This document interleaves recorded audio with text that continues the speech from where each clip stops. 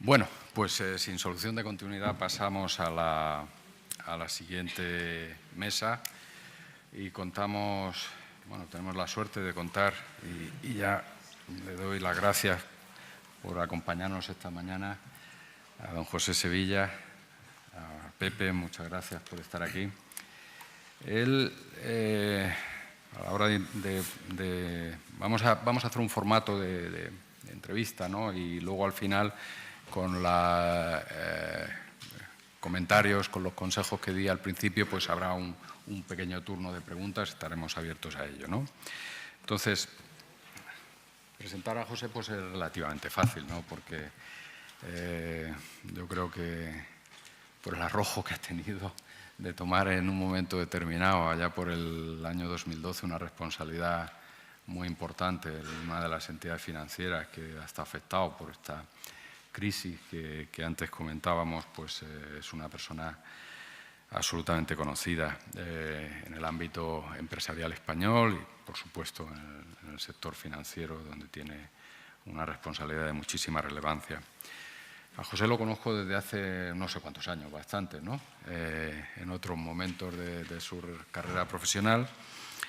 Y es actualmente, como todos conocéis, el consejero delegado de Bankia, a la que se incorporó en medio de todo el cambio que se produjo en mayo del 2012 y es también miembro del Consejo de Administración de BFA, tenedora de acciones, sociedad anónima unipersonal.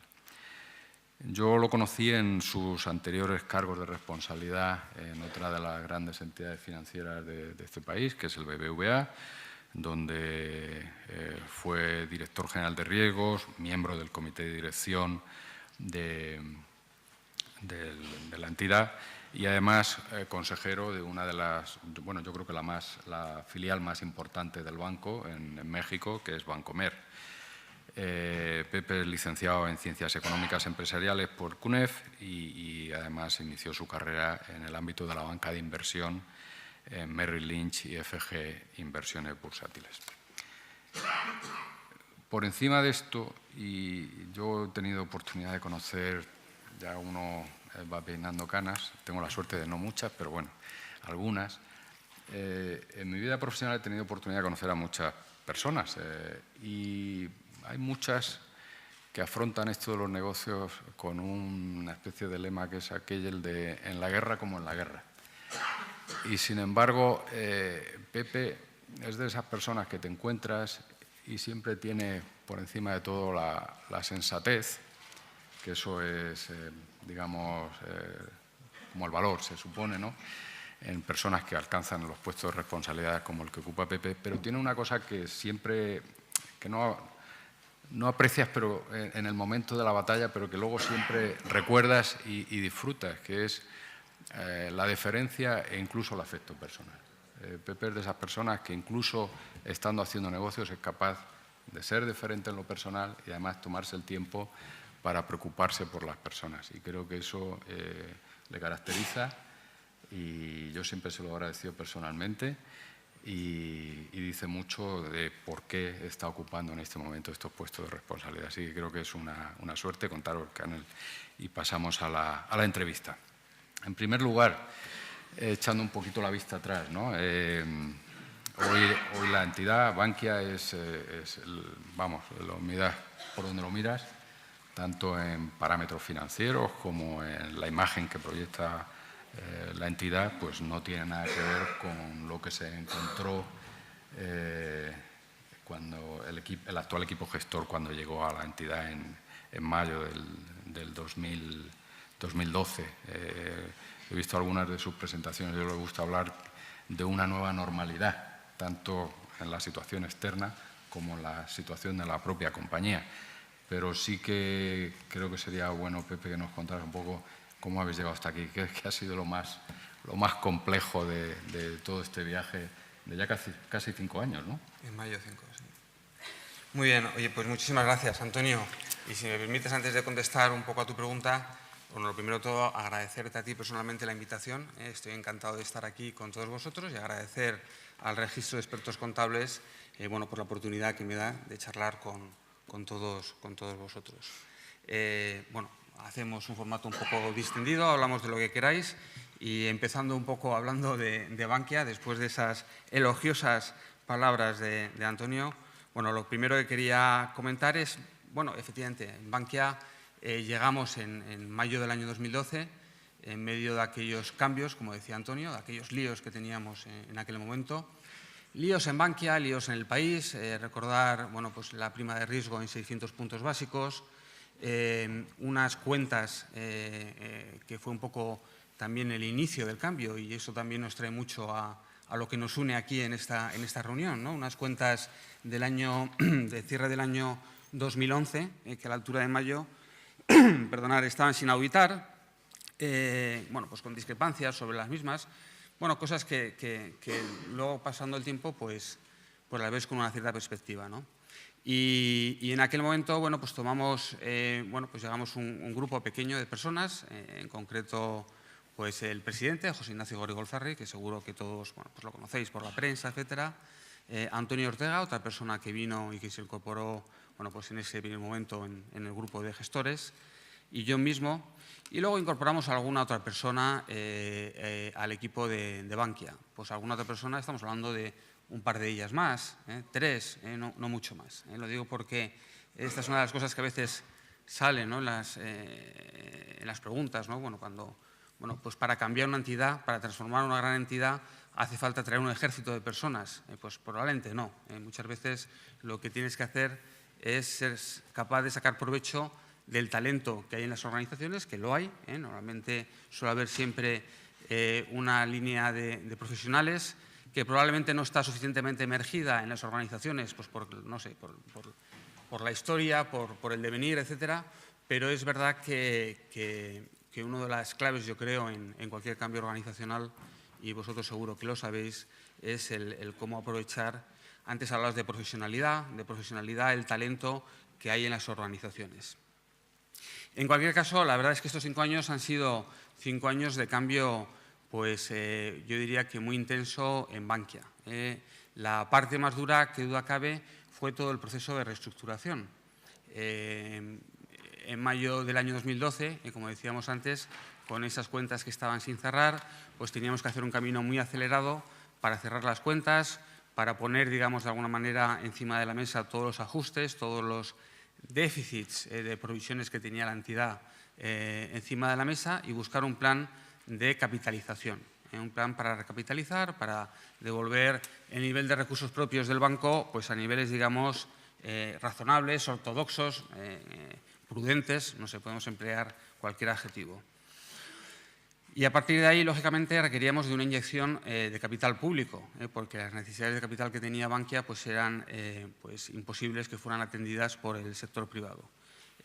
Y ese camino, que iba a ser un camino bueno, pues relativamente, entre comillas, fácil, de una recapitalización pública, recordar que a la altura de junio-julio del año 2012, bueno, pues se produjo el famoso programa de asistencia financiera parcial a España, al sistema financiero, con una línea de liquidez de emergencia para recapitalizar las entidades financieras y parte de esa recapitalización, parte de esa ayuda, fue destinada al grupo Bankia. Eso significa que cambiaron un poco las reglas del juego, llegó la famosa troika, de la que todos hemos oído hablar, unos los hemos tenido más cerca que otros, ¿vale? Bueno, en definitiva la troika, las representantes del Banco Central Europeo, del Fondo Monetario Internacional y de la Comisión Europea, que de alguna manera bueno, pues lo que venían era a tutelar ese plan de saneamiento y de recapitalización del sistema financiero español.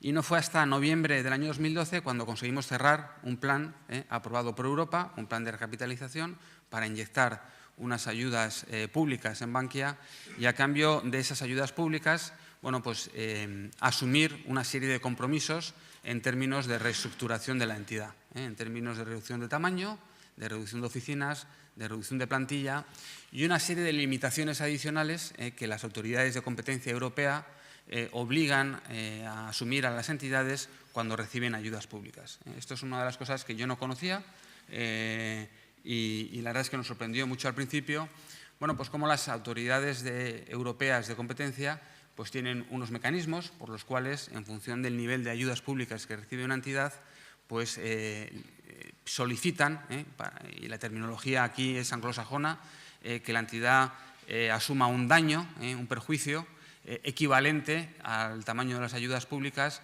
para nivelar el entorno competitivo, de alguna manera para que ese beneficio que tiene la entidad por recibir unas ayudas públicas se vea compensado con un perjuicio en términos de reducción de tamaño, en términos de limitaciones a determinadas operaciones, etcétera, etcétera, ¿no? Bueno, todas esas limitaciones, tanto operativas, de negocios, de cosas que podemos hacer y que no podemos hacer, bueno, pues terminan a finales del año en curso, del año 2017. 5 años después salimos de ese plan de recapitalización. La parte más dura del plan, lógicamente, todo lo que hace referencia a reestructuración de personas. Tuvimos que hacer un proceso de ajuste muy significativo, que lo llevamos a cabo básicamente durante el año 2013 y en menor medida durante el año 2014. Pero ese proceso de ajuste, pues lógicamente ahora con el tiempo, pues nos ha dado algunas ventajas. Nos ha dado algunas ventajas porque en aquel momento Bankia, en el año 2012-2013, en términos de eficiencia, en términos de rentabilidad, en términos de solvencia, pues estábamos a la cola de los grandes bancos en España, y 5 años después, o 4 años largos después, pues nuestros niveles de rentabilidad, de eficiencia y de solvencia, pues hoy se sitúan a la cabeza de los grandes bancos en España. Bueno, ha sido un proceso de transformación. Yo podría estar aquí hablando horas y horas, ¿no?, de Bankia y de lo que hemos hecho, pero tampoco quiero aburrir a la audiencia. O sea, que si quieres pasamos a otro capítulo, a otro tema. Pepe, cuando lo relatas parece que es hace muchísimo tiempo algunas de las cosas que has comentado y son hace nada, ¿no? Pero toca un poco hablar del presente, quizás un poquitín del futuro, ¿no? Porque hace apenas un par de semanas el FROP ya acordó la fusión de la entidad con BMN, ¿no? Y además prácticamente estamos en el final del periodo que tú has comentado, bajo el cual la entidad ha estado sujeta a los requisitos establecidos por los supervisores internacionales. Entonces, ¿qué en resumen representa esto para la entidad y sobre todo cuáles serán los objetivos en esta nueva etapa, elementos esenciales de lo que ahora se inicia? Bueno, es verdad que ahora estamos efectivamente en los consejos de Bankia y de Banco Mare Nostrum, de BMN, estamos analizando la posibilidad de una integración, de una fusión de las dos compañías, ¿no? Esto es un proceso que viene tras una reflexión importante por parte del FROP, que es el accionista mayoritario de los dos y que tiene una participación muy parecida, tiene como el 65%, 66% aproximadamente, tanto de Bankia como de Mare Nostrum. Bueno, pues está de alguna manera sponsorizando o impulsando este proyecto de integración, ¿no?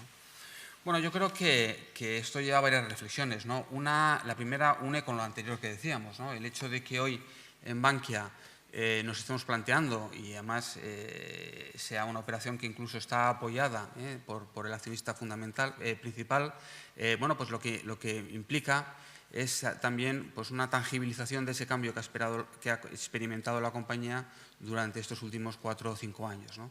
Esa situación que teníamos en el año 2012, bueno, pues nos ha llevado a una situación en la que hoy podemos abordar un proceso de integración, un proceso de fusión con otra entidad y crear con este proceso pues, una entidad que sea pues, más fuerte, más rentable, más solvente en el futuro, ¿no? Y yo creo que esto, bueno, pues de alguna manera es una tendencia que probablemente no solo en el sector financiero, sino también en otros muchos sectores en los que vosotros participáis, pues una tendencia que todavía probablemente tiene recorrido. Yo creo que el sistema financiero español tuvo un gran crecimiento con el crecimiento económico. También ha habido una reducción de tamaño en el sistema financiero español importante desde el año 2008, pero es cierto que todavía probablemente hay espacio para ver más consolidación. Yo creo que las economías de escala, la capacidad de obtener mayores rentabilidades con entidades de mayor tamaño, pues es una realidad en nuestro sector y probablemente pues veamos más operaciones de este tipo en el futuro, ¿no?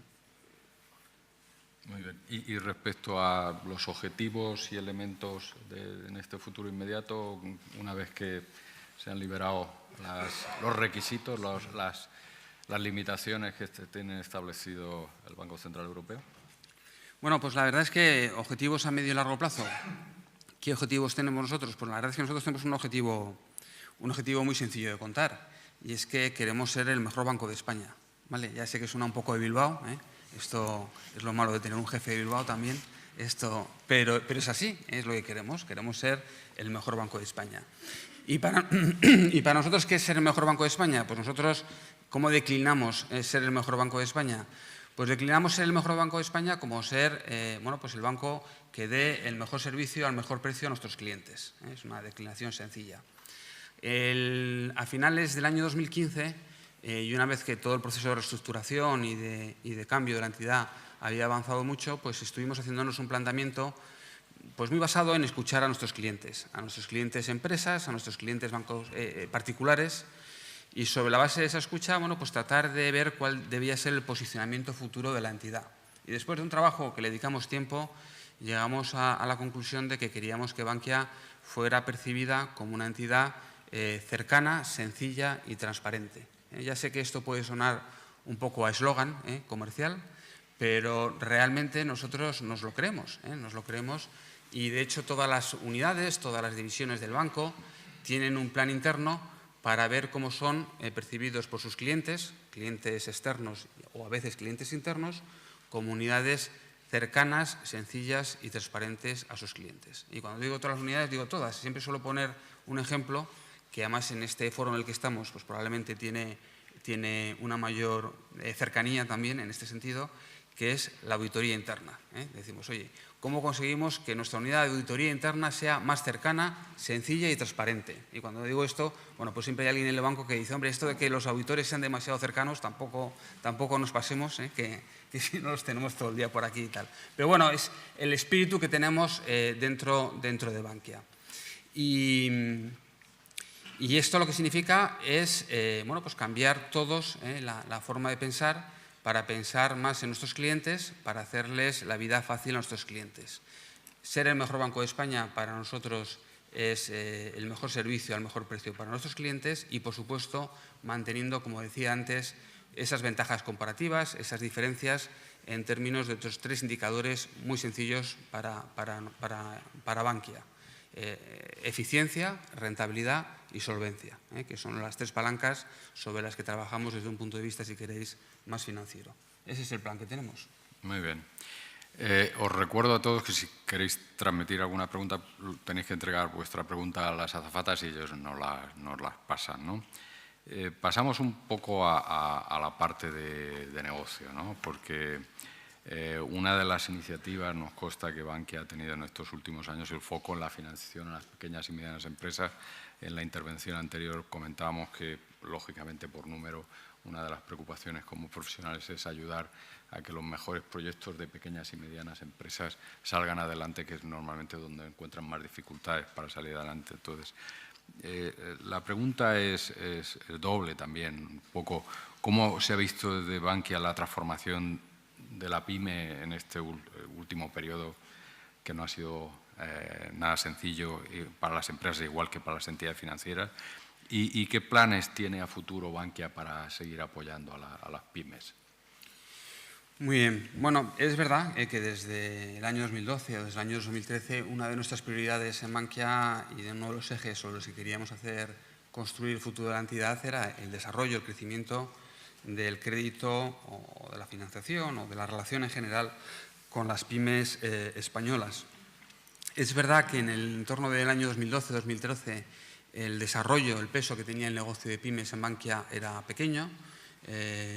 Yo creo que en general las cajas de ahorros en su origen pues era siempre aquí generalizar es malo, ¿no? Pero ya me entendéis, probablemente no era una de las grandes prioridades. Las cajas de ahorros se movían mucho más cómodas en el ámbito, digamos, de las hipotecas y de los particulares. Y realmente este cambio de aproximación, pues lógicamente no es fácil porque requiere cambiar circuitos internos, requiere dar formación, requiere especializar personas dentro de Bankia en atender a las pymes, prácticas de riesgos. Bueno, pues hay un montón de cosas que hemos tenido que ir cambiando durante esos años para adaptarnos cada vez más a las pymes, a sus necesidades y a sus demandas, ¿no? Y la verdad es que estamos contentos de la evolución que hemos tenido en este sentido, ¿no? Insisto, partiendo de una posición relativamente pequeña, pues hemos ido creciendo y hemos ido ganando cuota de mercado en el mundo de las pymes.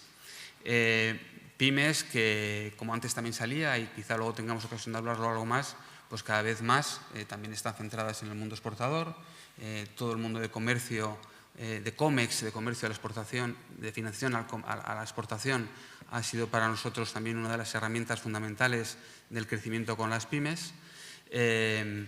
Y yo diría que hoy tenemos una posición, bueno, pues que todavía no es la que querríamos tener, pero desde luego muy diferente de la que teníamos en aquel año 2012-2013. De hecho, en estos años pues hemos multiplicado más o menos por 4 el número de operaciones, de créditos que estamos dando por año al sector de las pymes. El año pasado pues otorgamos algo más de 40 y tantos mil créditos en el mundo de las pymes, ¿no? Y yo creo que este es bueno, pues uno de los ejes vertebradores del proyecto que tenemos a futuro para Bankia. Muy bien. Bueno, el eje central de nuestra jornada de hoy es, como está ocurriendo hoy en día en casi todas las jornadas que tienen que ver con el ámbito de la empresa, muchas gracias, es la transformación digital. Ni que decir tiene que el sector financiero sale siempre como uno de los más afectados, ¿no?, por la transformación digital, y se han puesto de moda las famosas fintech, ¿no? Hay quien define el impacto que va a tener, y además alguien de relevancia, ¿no?, el vicepresidente del Banco Central Europeo, en unas jornadas recientes aquí en Madrid, hablaba de que hay algunos casos en los que parece que el sector bancario se siente asediado por esta nueva competencia que toma partes de la cadena de valor que tienen las entidades financieras con sus clientes, ¿no? Entonces, aquí surgen muchas preguntas, ¿no?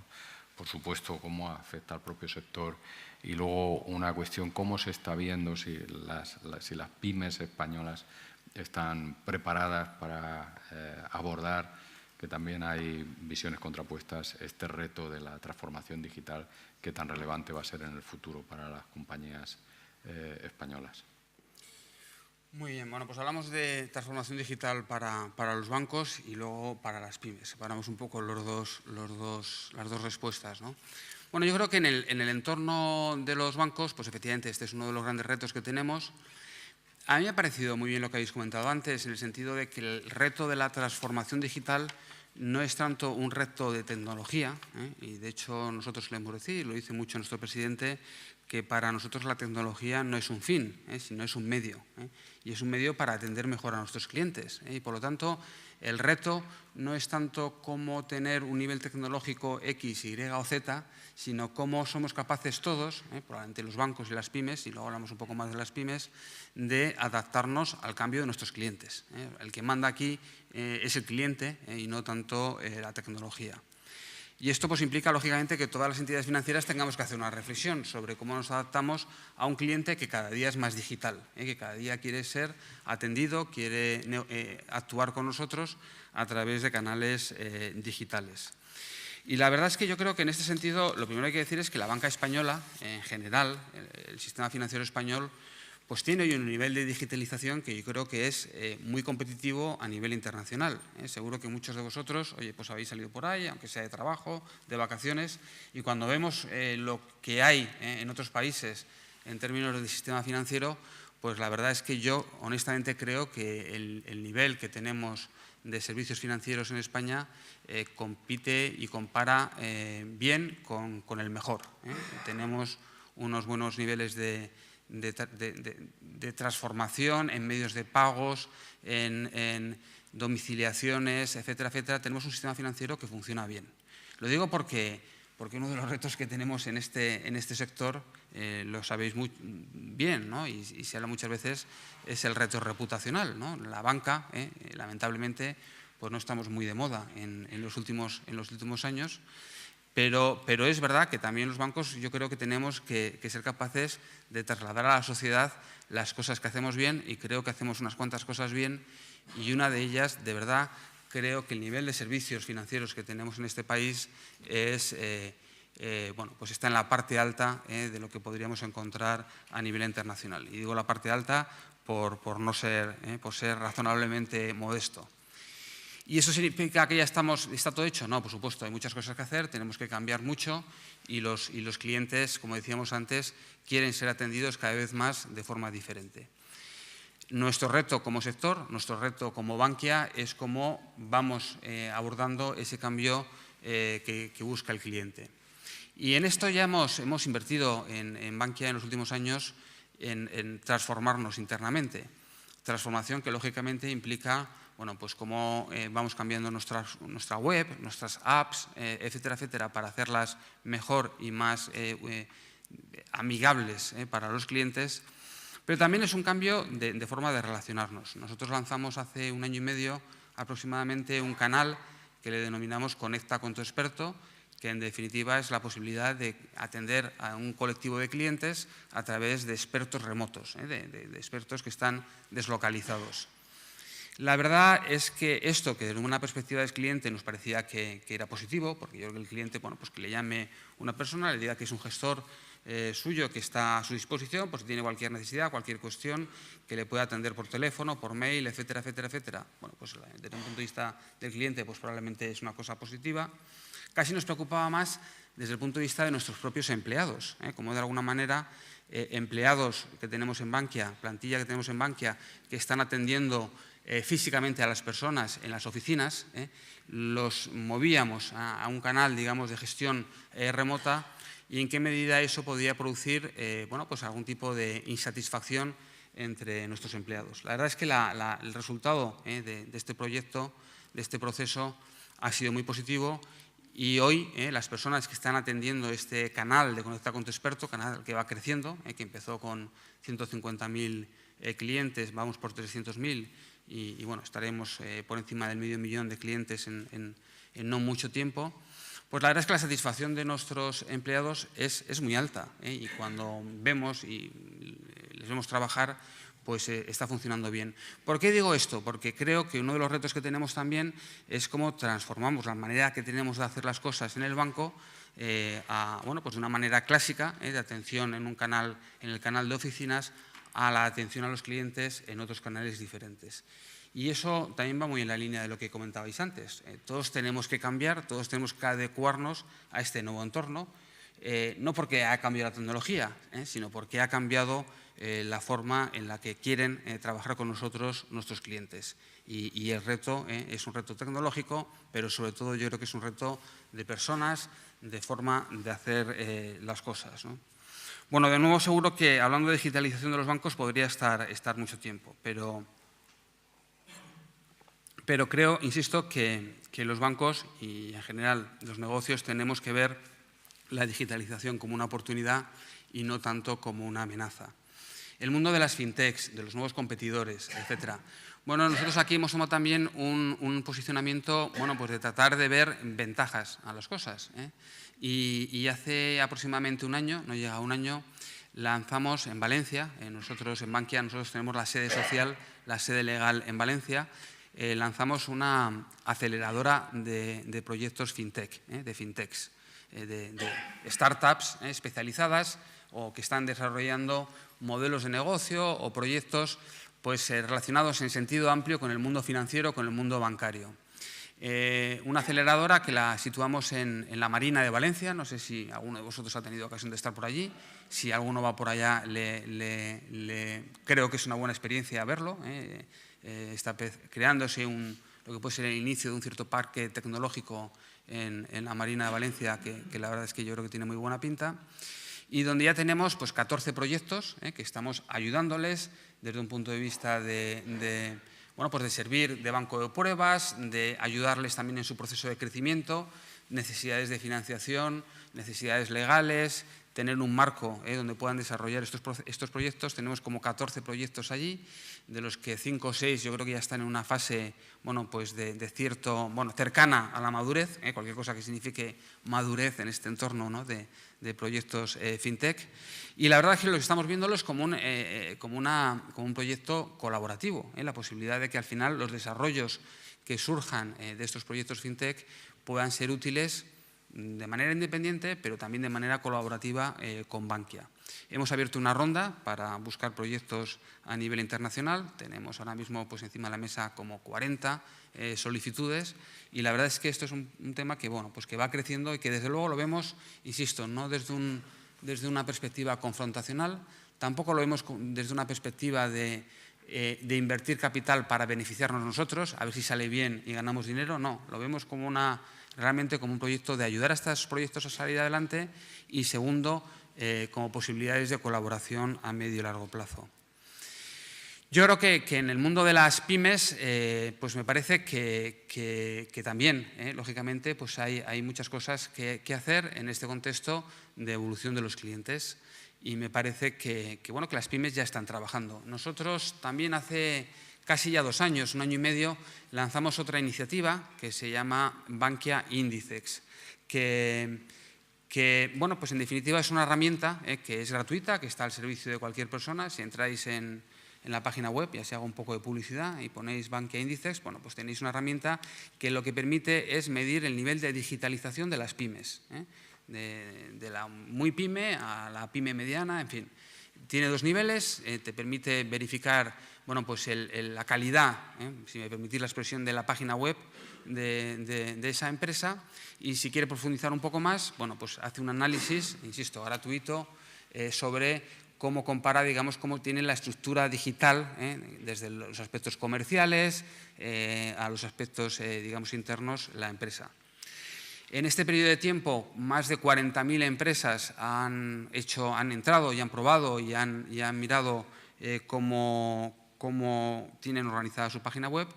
Y esa segunda etapa, donde hay que rellenar un cuestionario y enviarlo online y te hacen una serie de preguntas pues un poco con más nivel de profundidad, pues más de 5.000 empresas lo han hecho ya, ¿no? Y sobre esa muestra de 5.000 empresas, pues la verdad es que el informe, que lo tenéis, insisto, disponible en la página web de Bankia Indicex, pues lo que dice con esta muestra, que yo creo que es una muestra razonablemente amplia, es que el nivel de digitalización de las pymes en España no es malo, da una nota media de un 5 sobre 10, o sea, es un aprobado, es verdad, y es un aprobado un poco raspado, pero es un aprobado.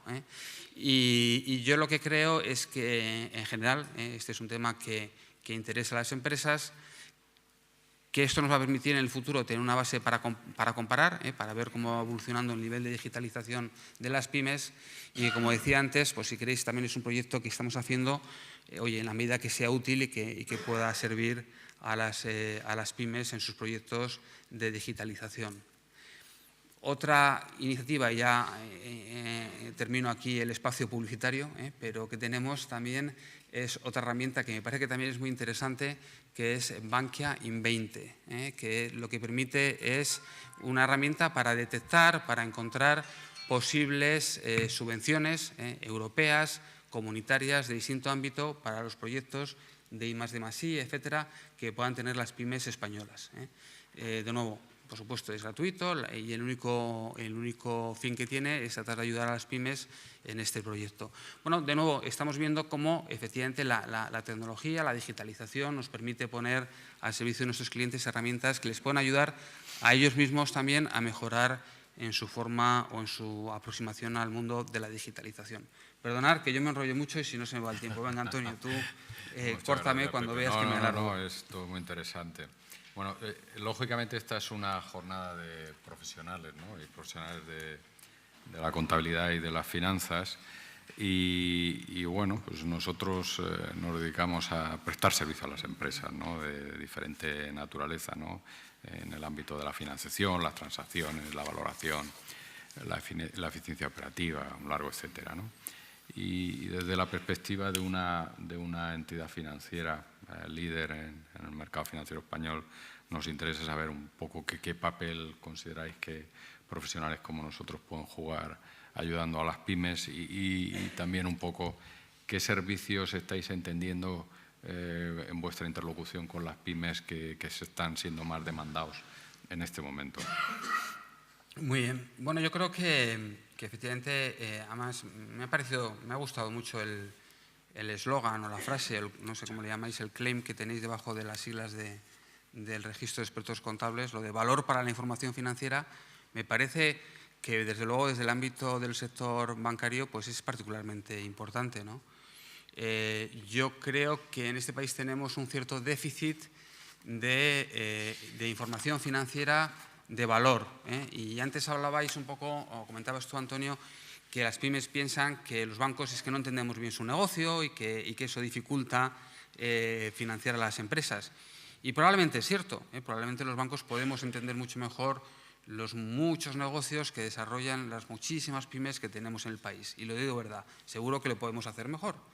Pero también estaréis conmigo en que las pymes pueden hacer mucho mejor lo de destilar, concretar información financiera que sea útil para la toma de decisiones de los financiadores, de los bancos, del entorno financiero.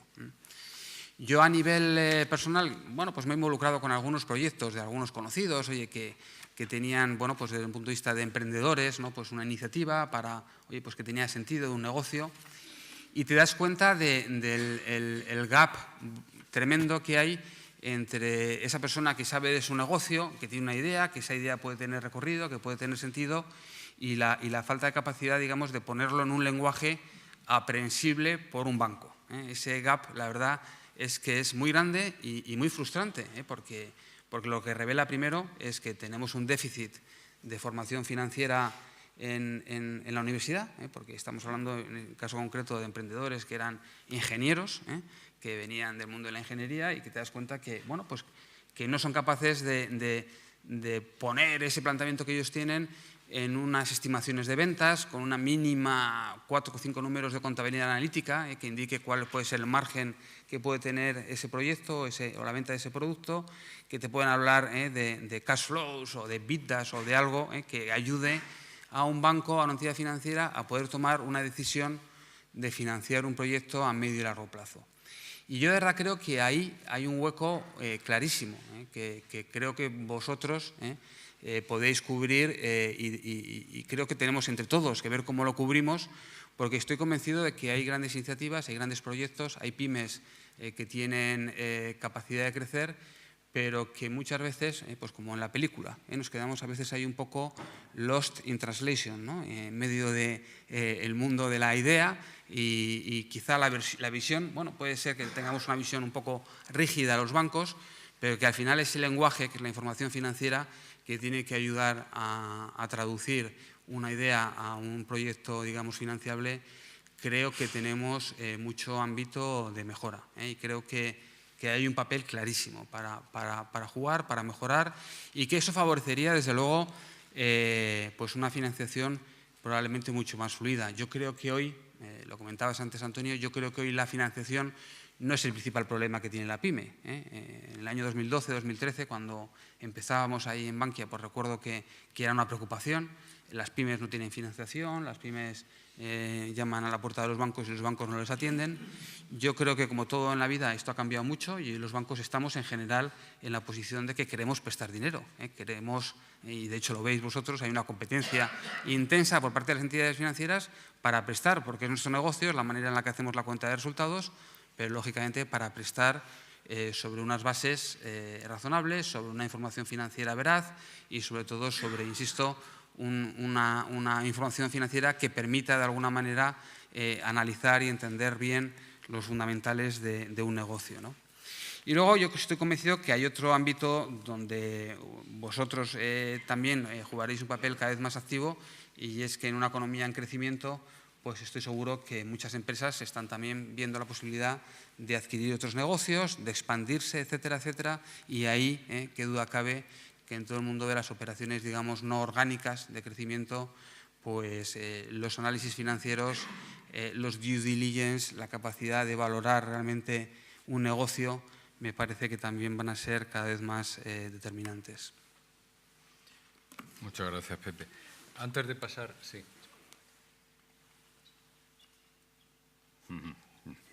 Antes de pasar a las preguntas, dos pinceladas muy rápidas para aprovechar la visión que vosotros siempre tenéis privilegiada sobre cómo están yendo las cosas, porque tenéis el pulso de las empresas y de las personas, ¿no? que es muy importante. ¿Cómo veis el entorno económico? Dos pinceladas que pues ya estamos casi telegráfico, porque ya veo que nos vamos de tiempo. Bueno, yo creo que la economía española está funcionando muy bien. El año pasado fuimos la economía, yo creo que más creció en Europa, con un 3,2%. Hoy salía en la prensa, ¿no?, que el Banco de España está revisando al alza el crecimiento del PIB para el año en curso, hacia el 2,8%, desde el 2,5%. Y claramente yo creo que la economía sigue con una inercia muy fuerte, con una inercia potente, con una demanda interna que está creciendo a buen ritmo y con luego, bueno, pues vientos de cola, como dicen ahora, en otra serie de actividades, el turismo, etcétera, etcétera, el petróleo, que a pesar de que ha subido sigue siendo más barato de lo que era. Yo creo que aquí lo importante ya no es solo el crecimiento del PIB, sino el empleo, ¿no? Y el empleo, es verdad que llevamos 3 años con crecimientos de empleo cercanos al 500.000 de puestos de trabajo por año. Las perspectivas para este año son buenas y es verdad que seguimos teniendo una tasa de empleo muy alta, que socialmente yo creo que es el principal problema que tenemos, pero la verdad es que también es cierto que si la economía sigue evolucionando al ritmo en el que nos estamos moviendo, bueno, pues a la velocidad de creación de empleo que tenemos, la tasa de paro tiene capacidad para reducirse. Todavía seguiremos teniendo un paro estructural probablemente algo más alto de la media de Europa, pero para reducirse de manera importante. Por lo tanto, la verdad es que yo creo que el año 2017 ha empezado fuerte, ha seguido con la inercia con la que cerramos el año 2016 y las únicas nubes que se pueden ver en el corto o medio plazo vienen más del mundo exterior, Trump, Brexit, elecciones en Europa, etcétera, etcétera, que puedan afectar al entorno económico, porque yo creo que la dinámica de la economía española desde un punto de vista interno sigue yendo muy bien, ¿no? Muchas gracias. Vamos a pasar rápido a las preguntas porque ya estamos un poco fuera de tiempo y esto es novedoso para mí, entiendo que no sé si para vosotros, pero para mí desde luego. ¿Tenemos alguna pregunta desde las redes? Entiendo que nos la van a proyectar en la pantalla. ¿Qué cambios se han producido en las relaciones con los clientes bancarios? Casi nada, ¿no? Bueno, es una pregunta demasiado amplia, ¿no? Sobre todo si vamos un poco ya en plan de responder más en plan corto, ¿no? Yo creo que se ha producido un cambio que es muy parecido al que se ha producido con los clientes, con el resto de las empresas, no solo con los bancos, ¿no? Yo creo que cada vez más los clientes mandan más, y eso, bueno, pues tiene cosas buenas, seguro que tiene alguna cosa mala, pero tiene cosas buenas. Y lo que decíamos antes, yo creo que esto lo que nos obliga a los bancos es a adaptarnos de manera permanente a las nuevas necesidades del cliente y a un cliente que quiere ser, en el caso del sector bancario, bueno, pues tratado y que se quiere relacionar con nosotros de una manera diferente y probablemente, como decíamos antes, más multicanal, si me permitís la expresión, de lo que era antes. Y aquí, desde luego, tenemos un cambio cultural y un cambio de forma de trabajar todos los bancos importante hacia adelante, ¿no? Muchas gracias, Pepe. Luego de las preguntas que me han pasado a través de la sala, he intentado agruparlas. Una que tiene que ver con los movimientos que se pueden producir en el sector, si va a seguir habiendo consolidación dentro del sector, y hay una pregunta muy directa, si Bankia va a comprar Banco Popular. Pero vamos. Eso es pasar de las musas al teatro. Sí, totalmente. Entonces, pero vamos, si se prevé que siga habiendo consolidación en el sector, a pesar de toda la que ya ha habido. Bueno, yo creo que sin entrar a hablar de competidores, que esas cosas nunca es bueno hacerlas, ¿verdad? Sí que lo que decía antes, yo creo que este es un sector, probablemente hay muchos más sectores, no solo el bancario, donde las economías de escala funcionan y donde probablemente en un contexto, tener en cuenta que para nosotros, probablemente para las pymes también, ¿no? Pero para los bancos el contexto ha cambiado y ya el contexto cada vez es menos un contexto español y más un contexto europeo. Estamos en medio de un proceso de unión bancaria europea, que empezó, si queréis, a finales del año 2014 con el proceso de un supervisor único para las entidades. Nuestro supervisor ya no es el Banco de España, nuestro supervisor es el Banco Central Europeo, con sede en Frankfurt, que tiene unos señores de distintos países que son los que realizan la tarea de supervisión bancaria. Hay un mecanismo único de resolución en Europa. Estamos caminando hacia un fondo de garantía de depósitos único en Europa. Y esto lo que implica es que cada vez más el ámbito de juego, el territorio de juego, se vuelve europeo, ¿no? Por lo tanto, el tamaño, también desde esa perspectiva, no solo de la perspectiva de la economía de escala y de las eficiencias productivas, bueno, pues yo creo que nos va poco a poco, y probablemente dentro de 5 años esto sea una realidad mucho más tangible, nos va cambiando también la manera de pensar y de alguna manera la necesidad de tener entidades financieras con más tamaño que puedan plantearse el reto, si me permitís, europeo con más garantías. Muchas gracias. Y una última pregunta, porque hay otra que yo creo que has contestado ya en tu intervención sobre la confianza que otorgáis a la información financiera dependiendo de qué tipo de refrendo tenga, ¿no? Pero esta es un poco para terminar difícil, ¿no? Te piden la opinión personal sobre las ayudas públicas y si de hecho en el sector financiero a veces no es mejor dejar actuar al mercado. Vale. 2 comentarios, hablamos de los 2 temas muy rápido. El primero, de la información financiera, creo que hemos hablado bastante, pero fijaros, una idea que creo que es importante también destacar en el mundo de la información financiera, ¿no? Y es el mundo del gobierno corporativo. No hemos hablado casi nada de gobierno corporativo en este rato, pero creo que la información financiera, uno puede tener magníficos profesionales, etcétera, etcétera, pero emana siempre de un buen gobierno corporativo, de una voluntad de querer transparentizar o trasladar buena información financiera al mercado y a los bancos, ¿no? Lo digo porque una de las palancas importantes en el proceso de transformación de Bankia, sin duda alguna, ha sido el gobierno corporativo, el cambio que tuvimos radical en nuestro Consejo de Administración en su momento y, como solemos decir habitualmente, muchas veces los consejeros que asumieron el reto de entrar en Bankia en el año 2012, pues la verdad es que siempre lo agradecemos públicamente en todos los actos porque nos pareció en su momento un acto de valentía por su parte. Tener un buen gobierno corporativo tiene que ser la base, yo creo, también de una buena información financiera. ¿Ayudas públicas en el sector bancario o no ayudas públicas? Bueno, yo creo que ese es un debate que ha estado vivo durante toda esta crisis, ¿no? Y se habla siempre del rescate de los bancos y hay incluso algunos que hablan del rescate de los banqueros, ¿no? Nosotros siempre decimos que no se han rescatado banqueros, por supuesto. Como decimos en Bankia, todas las personas que tenían, digamos, responsabilidades de gestión o de administración salieron en su momento en mayo del año 2012 y no se rescata a bancos, se rescata a depositantes de los bancos. En Bankia pensemos que el Fondo de Garantía de Depósitos cubre los depósitos hasta, como sabéis, hasta 100.000 euros. Los depósitos garantizados en Bankia en el año 2012 eran algo así como 65.000 millones de euros, ¿de acuerdo? Si Bankia se hubiera liquidado en el año 2012, si se hubiera llevado ese proceso, alguien tendría, alguien, pues lógicamente es al final el Estado, seríamos todos los contribuyentes, que haber de alguna manera afrontado ese pago, esa devolución a los depositantes de sus 65.000 millones de euros invertidos en Bankia. Es verdad que las ayudas públicas que se hicieron en el rescate de Bankia fueron 18.000 millones de euros. Es verdad que estamos trabajando en el proceso de devolver esas ayudas públicas o de maximizar la devolución de las ayudas públicas, pero parece claro que con los números actuales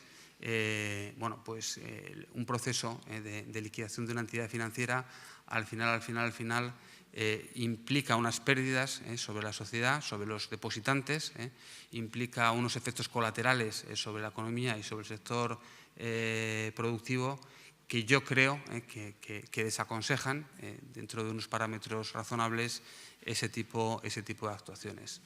Dejar actuar al mercado yo creo que suena bien y a mí me parece que todos lo compartimos como regla general, pero, insisto, el sector financiero, nos guste o no nos guste, está en la base de la confianza de la economía y si los depositantes dejan de pensar que sus depósitos están asegurados y para que estén asegurados el Fondo de Garantía de Depósitos tiene que funcionar, yo creo que la relación económica en general se deteriora de manera importante.